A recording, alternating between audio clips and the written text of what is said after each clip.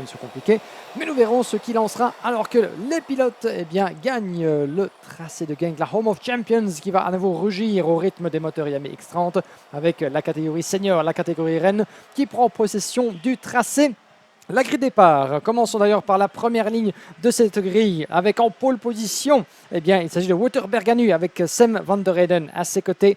Oscar Guccio et Clément Massot occuperont la deuxième ligne de la grille départ. Luca Orsica, Alexandre Mercier sur la troisième ligne. Quatrième ligne, nous aurons Simon Lacroix et Milan Marzac, Maxime Blanchemin et JC Bennett sur la cinquième ligne. Sixième ligne, Thomas Van Vliet et Keanu Wellens qui seront suivis de Jens Bezard, Robert Thomas, Thijs van Dijk, Thibaut Weyers, Joey Brown et Casper Norman sur la 9e ligne. Et puis en fin de grille, nous avons Monty Brathwaite, Tom Scholz, Tyrone Kinnar, Cass Orteus, Yanis Martin, Maxime Prudent, Noah Meyer et Roman Krupiankou. Un total de 26 pilotes sur cette grille de départ, alors que les pilotes sont engagés dans leur tour de mise en grille et de monte en température de leur gomme. Évidemment, un instant crucial pour la bonne préparation du départ, mon cher Alex.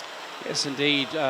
Race weekend overlooked by our man in charge of proceedings, race director for the series, Dave Ritson, is making his way towards the start-finish line. So there you see the grid as we have these wonderful drone shots around this 1,360-metre circuit. So it is a case of getting all your ducks in a row, get them ready and let them go. The red lights have now ignited on the starting gantry for the first time here today.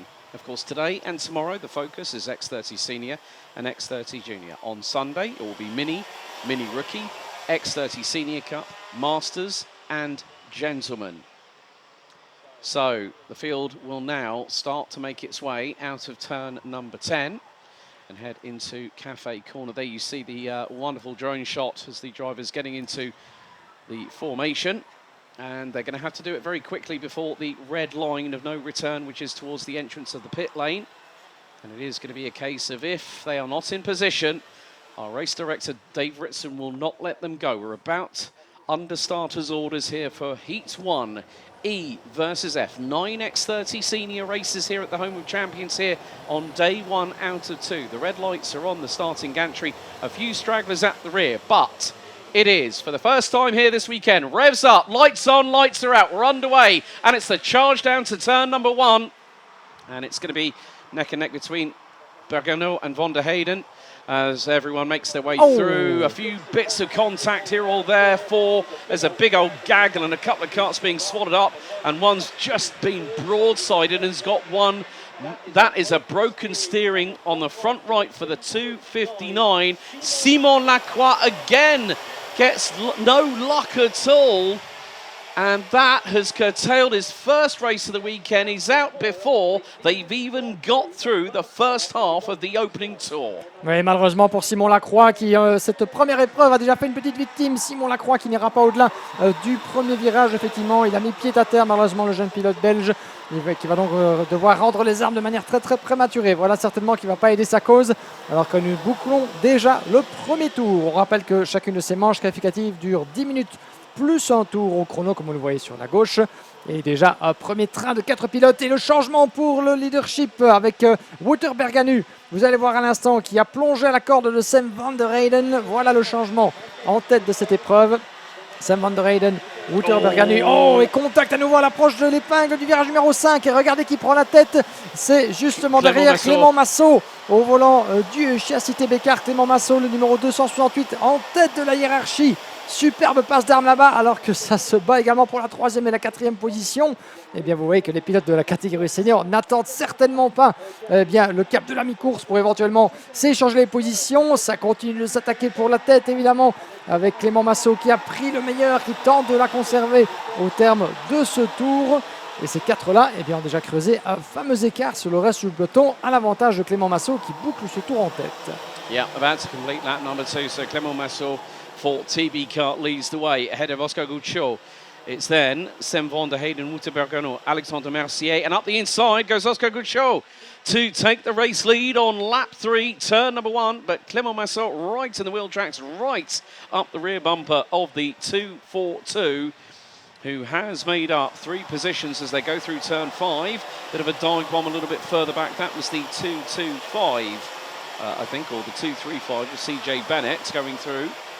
But great job by Oscar Guccio to get the advantage using the slipstream pretty much perfectly coming out of turn number 13 down the long start finish straights. Of course, they're hitting over 120 kilometers an hour before the braking zone into turn 1, and they're approaching the same speed going down the famed Europalan. But at the moment, Oscar Guccio has got to make the 2.42's back axle as wide as humanly possible, but there has been a change. Alexandre Mercier, I believe, has just got through on Wouter Bergano, and that is a change for 4th place. So no, it's not. It's Thomas Van Vliet who's moved up, so that's the 2.03, up 7 spots in the opening 3 laps. Roberto Buzz in the 2.85 has moved up 7 places from 14th on the grid, rounds out the top 7 and goes for a dive bomb up the inside. A little bit of contact there with the 5th place kart of Wouter Bergano, but Roberto Buzz past CJ Bennett, who is in new colours, I see. Et les 2 leaders pour l'instant dans votre image, dans l'épingle du virage numéro 10. Avantage à Oscar Guccio, le pilote du team Dream Racing, juste devant Clément Massot sous les couleurs Team Eckhart, mais avec le team Rave Racing ce week-end. Et à la corde justement du virage, c'est le numéro 285, Roberto Bas, qui prend l'avantage sur JC Bennett pour la 6e place, juste devant la grande tribune du Garten de Genk. Ah, ça se bataille à tous les étages dans cette entame de course. Il reste encore 6 minutes et un tour pour la catégorie senior. Ils auront 9 courses au total pour en découdre pour cette première journée. Et le numéro 203 là-bas, vous l'avez à l'image, Thomas Van Vliet sous la pression de Wouter Berganu. C'est une bataille pour la 4e place là-bas. Thomas Van Vliet, au volant de son châssis Tony Kart, qui a pris l'avantage donc et qui tente de le conserver en cette 4e position. Juste devant Wouter Berganu. Et nous avons en 6e place JC Bennett, Alexandre Mercier, Roberto Bas, Maxime Blanchemin et Milan Marzac. C'est votre top 10 pour l'instant. Le pilote d'enchaînement de la chicane après la ligne droite avec Guccio et qui est toujours sous pression là-bas. L'écart n'augmente pas alors que justement à la corde du virage numéro 10, il y a des pilotes VDK Racing qui est un peu en difficulté là-bas et qui tente de conserver l'avantage, ce qu'il fait de très très belle manière. C'est le numéro 266, Tyrone Kinnar. Il est sur une remontée, Tyrone Kinnar, 8 positions déjà de gagner. Et le voilà une de plus qu'il inscrit aux portes du top 10. We're going to have another retiree very shortly because the mechanical black flag has just been shown to the 327 of the Czech Republic's Lukas Horsika. As we see the battle between Guccio and Massot continue in intensity as they go through turn 5, the right-hand hairpin onto the Europalan.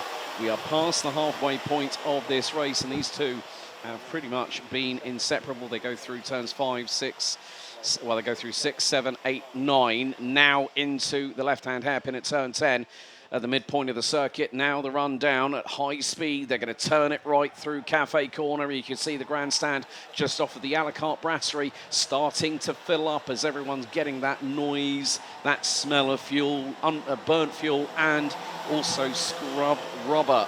As once again, looks like Guccio is pulling a little bit of a gap, but this is going to allow Clément Massot to slightly close. Gap now 0.3 of a second after 6 laps. Maxime Blanchemin has just gone, well, it looks like we have had a change.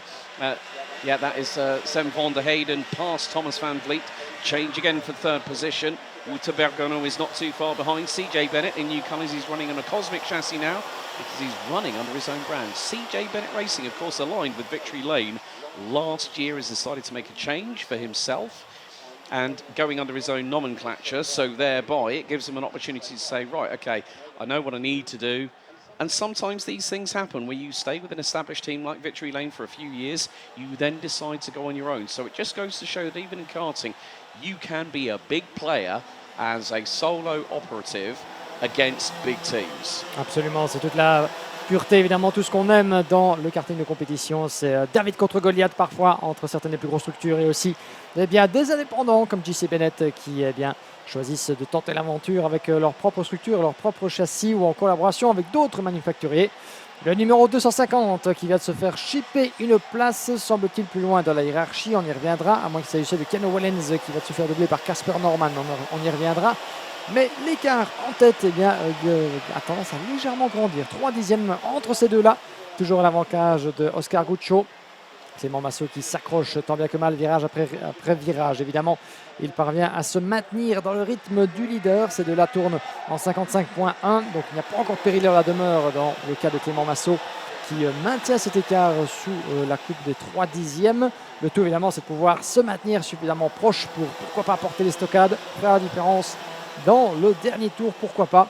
Et regardez-moi ce plan superbe depuis les airs, évidemment, le drone de la production de la IMA Series Benelux. C'est une des nouveautés. Il y en a chaque année, mais celle-ci, eh bien, on en est particulièrement fiers de pouvoir vous offrir ces shots aériens de belle facture pour eh bien, ne perdre aucune miette des batailles en piste, non seulement pour la victoire dans cette manche, mais également tout ce qui se passe derrière. Et ça vous permet également, chers téléspectateurs, eh bien, d'admirer toute la beauté, toute la dramaturgie d'une piste qui se dégage, une piste comme le karting Genk.